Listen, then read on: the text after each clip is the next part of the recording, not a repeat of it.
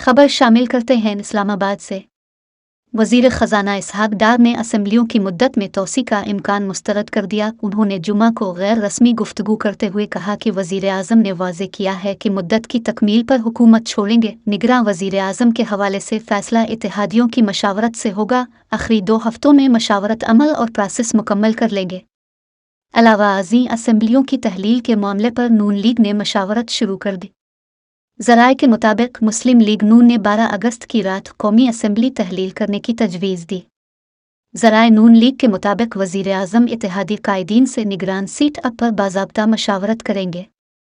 ज़राए के मुताबिक निगरान वज़ीर आज़म और काबीना अरकान का फ़ैसला इत्तेहादी जमातों की मशावरत से होगा। ज़राए नून लीग के मुताबिक वज़ीर आज़म रवामा के आखिर में मशावरत अमल मुकम्मल कर लेंगे। हुकूमत के रवानगी से क़ब्ल कौमी असम्बली का अलविदाई सेशन भी बुलाया जाएगा, जबकि पाकिस्तान पीपल्स पार्टी ने असम्बलियाँ तहलील करने की बजाय मुद्दत पूरी होने की तजवीज़ दे दी है। असम्बलियों को तहलील करने की बजाय इनको मुद्दत पूरी करने देनी चाहिए।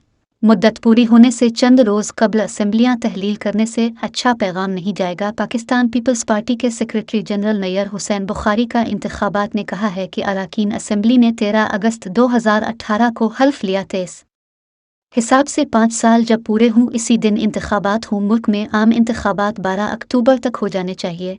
नैयर बुखारी ने मज़ीद कहा है 30 दिन मज़ीद हासिल करने के लिए असम्बलियाँ तहलील करने से ज़्यादा फ़र्क नहीं पड़ेगा। इलेक्शन कमीशन समेत सियासी जमातों के इल्म में है कि हुकूमत की मुद्दत कब ख़त्म हो रही है।